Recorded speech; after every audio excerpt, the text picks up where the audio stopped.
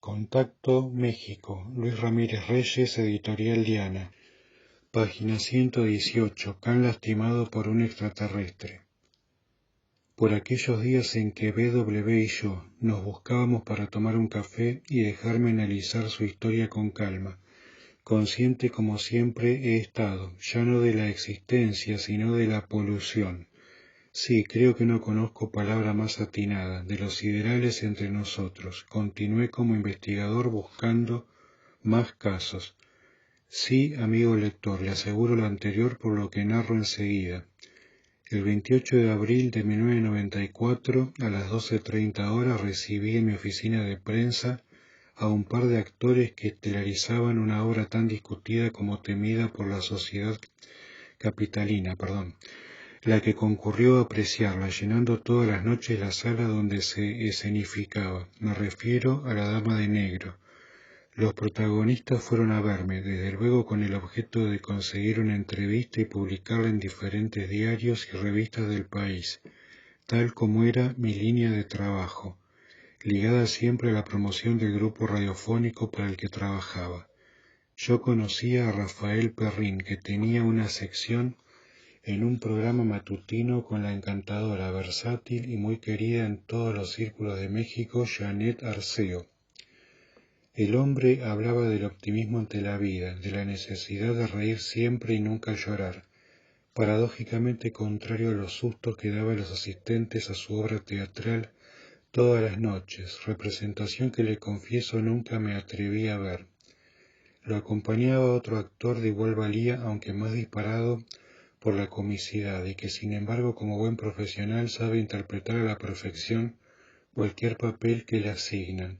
Se trata de Humberto Dupeirón, un hombre de 40 años en ese tiempo en el medio artístico y, como señalé, coprotagonista de esa obra adquirida por Perrín en Londres por ser una de las clásicas del suspenso. En la plática, como suele suceder conmigo, antes de entrar en materia novelesca, salió a relucir el fenómeno ovni y, sin sospecharlo, Humberto tomó la palabra y me expuso la siguiente experiencia que consideré atractiva y digna de hacerla de su conocimiento en Contacto México.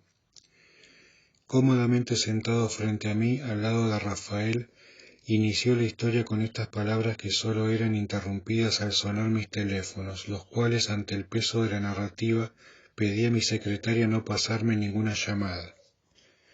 Hace un año, principios de 1993, me encontraba en un departamento de la Zona Rosa, elegante sector metropolitano de negocios, restaurantes, oficinas, hoteles y edificios habitacionales, por los que deambula la gente más snob y los artistas más pintorescos, en una fiesta de amigos.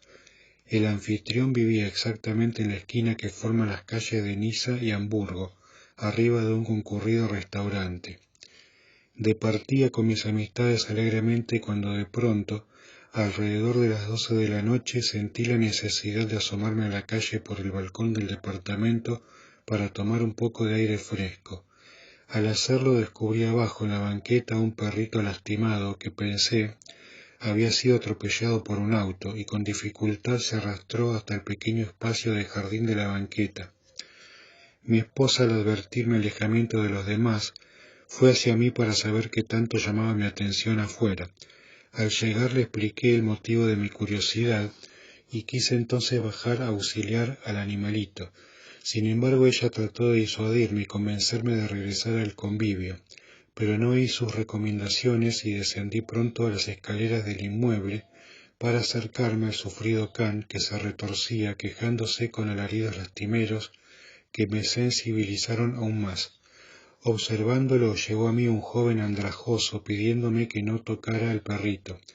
Yo supuse que me lo solicitaba para no exponerme a una mordida, como ocurre cuando están sufriendo los animales, pero fue algo más que eso. Fue una revelación que me dejó electrizado. El mendigo me aseguró que al perro lo habían lastimado unos extraterrestres que recorren de vez en cuando la zona rosa, dañando a personas y animales con un aparato muy pequeño, como un bolígrafo que emite extraños rayos. Bueno, acá abro un paréntesis, porque esto obviamente parece una escena armada para el Gran Teatro OVNI, con respecto a que la persona se sintió inducida a salir, a asomarse, a tomar aire fresco. El supuesto mendigo, bueno, esto me encaja con el perfil de los demonios en forma humana, o lo que en la Biblia se llaman espíritus vagabundos.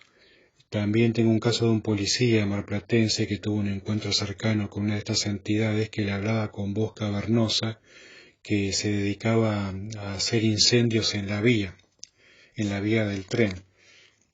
También lo muestran reflejado en la película Hellraiser, el mendigo ese que comía langostas y después se convertía en una especie de gárgola gigante. Con respecto al instrumento este cortante, bueno, hice una pausa porque justo entró mi hijo. Quiero agregar con respecto al aparato con forma de bolígrafo y rayos láser cortantes, que también aparece en el libro de Salvador Freixedo, Los ovnis, una amenaza para la humanidad, en la que habla de un caso mexicano de los años 70, en que un joven ve aterrizar un ovni y al asomarse para ver qué hacían los tripulantes grises, se divertían, entre comillas, cortando hojas de arbustos de alrededor, con estas especies de punteros láser, bueno, cortantes, que seguramente tiene relación con las mutilaciones de ganado también. Continúo con el relato del libro. Observándolo llegó a mí un joven andrajoso, pidiéndome que no tocara al perrito. Yo supuse que me lo solicitaba para no exponerme a una mordida, como ocurre cuando están sufriendo los animales, pero fue algo más que eso. Fue una revelación que me dejó electrizado. El mendigo me aseguró que al perro lo habían lastimado unos extraterrestres que recorren de vez en cuando la zona rosa, dañando a personas y animales con un aparato muy pequeño como un bolígrafo que emite extraños rayos. Los humanoides proceden de una galaxia cuyo nombre jamás he escuchado, y me dio una serie de explicaciones y datos acerca del espacio exterior, llenos de contenido estrictamente científico que apenas sí entendía. Bueno, evidentemente este mendigo no era tal, sino que era parte del teatro ovni y una de estas entidades. Así, perplejo con su alocución, no comprendía cómo un tipo de esa clase, un pordiosero de los que caminan sin rumbo fijo por la ciudad, conociera tanto del cosmos. El muchacho me instó luego a quedarme quieto y dejar en paz al canino, argumentando que él, en una ocasión, les había arrebatado el referido artículo de rayos a los de las estrellas, descomponiéndose inexplicablemente casi al momento de la acción. Se proponía, por tanto, ahora arreglar y cambiar lo que llamó la polaridad, para, al invertir el efecto, aliviar al animal.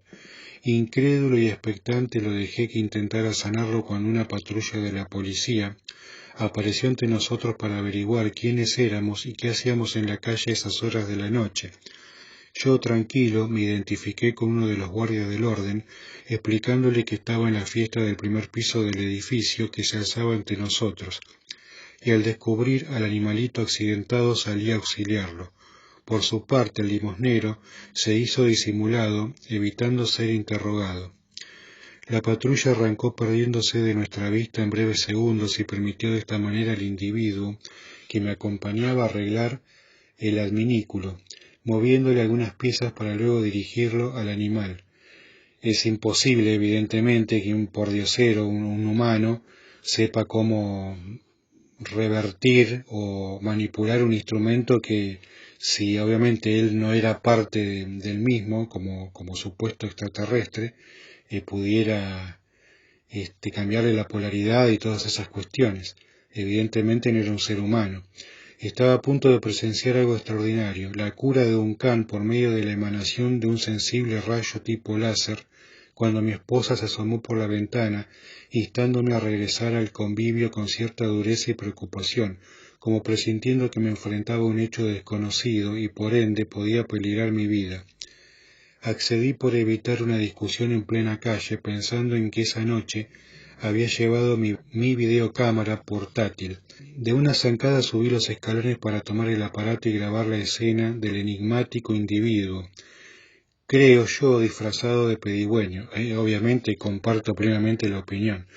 Empero al salir al balcón ya no estaba el muchacho, pero sí miré al animalito que en esos instantes se incorporaba firme y comenzaba a caminar sin ninguna dificultad, alejándose del sitio a paso lento.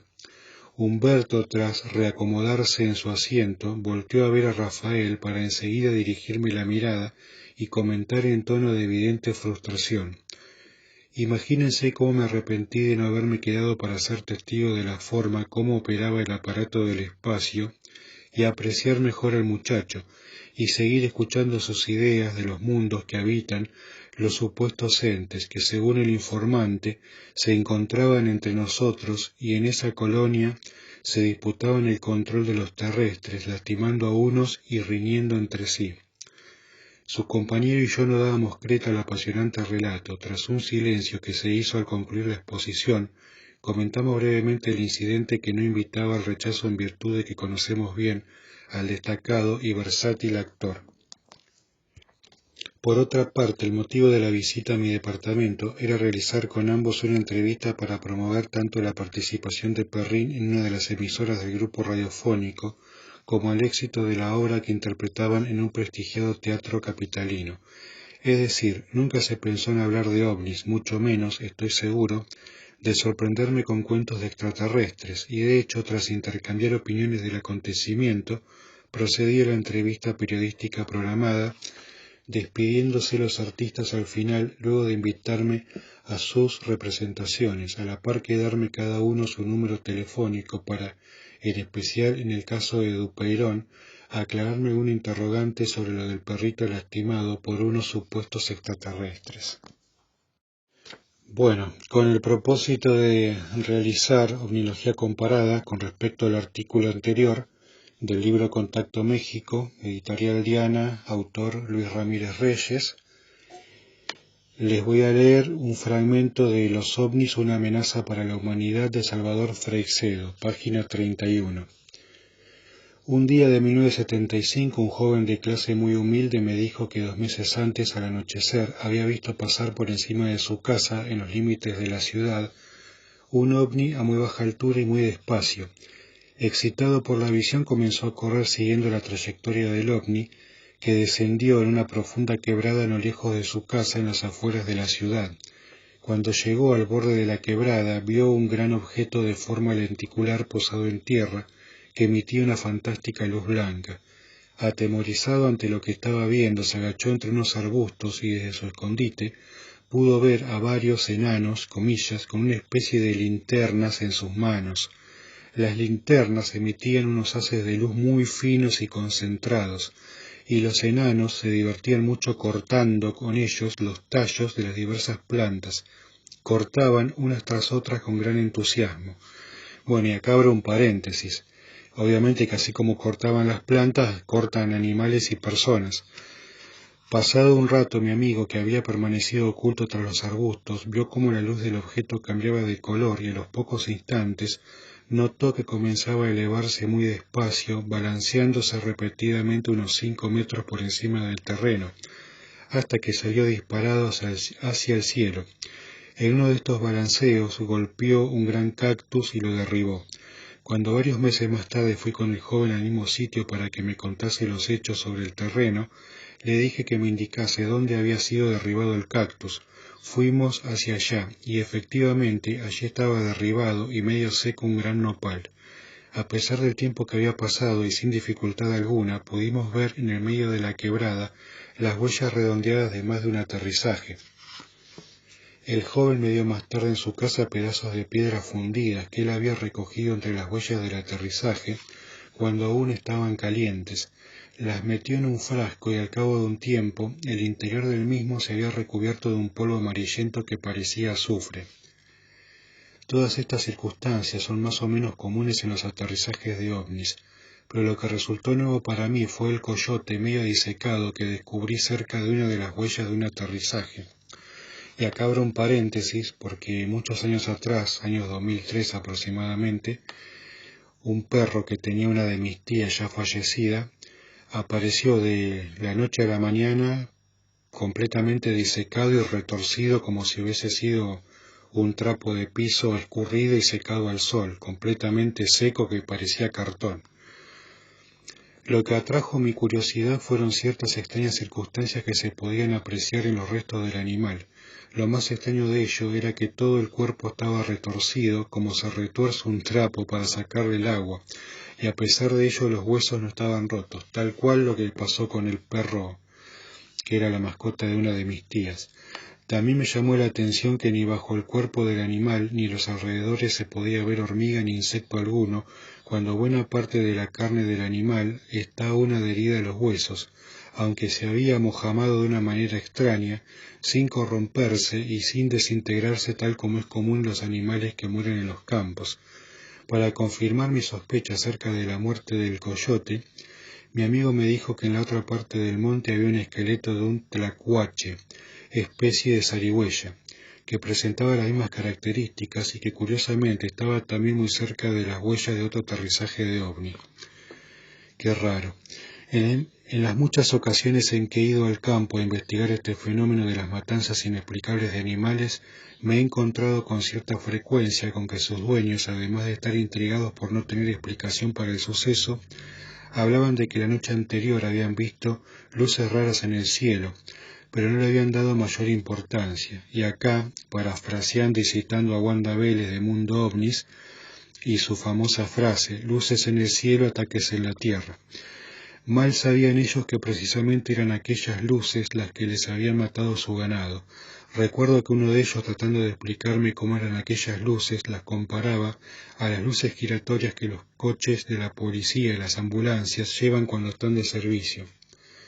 En uno de mis viajes pude ver a lo lejos una vaca blanca y negra tendida en mitad del campo. Salí del coche y me dirigí hacia ella, aunque la labor de llegar allá no fue nada fácil. La vaca tenía las típicas heridas en el cuello y en la cabeza. Le habían sacado la piel de un lado de la cabeza como si lo hubiesen hecho con un bisturí de precisión. Le faltaba además la entrada de uno de los orificios de la nariz, pero no había absolutamente nada de desgarramiento. Y aquí abro otro paréntesis. Pocos días atrás mi mamá me comentó que en Laguna de los Padres, cerca de la escuela rural, vieron un cordero con la cabeza abierta a la mitad.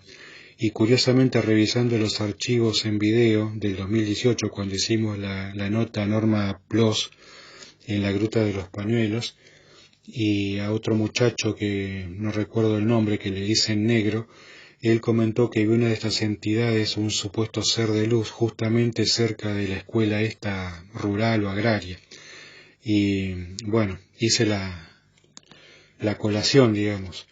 A pesar de que la cabeza era blanca, no se veía una gota de sangre por ningún sitio. El campesino que me acompañaba no acababa de explicarse qué o quién podía haber dado muerte a aquella vaca. Me contó que aquella misma noche había oído ladrar furiosamente a los perros. Obviamente los animales perciben la malignidad y la peligrosidad del fenómeno.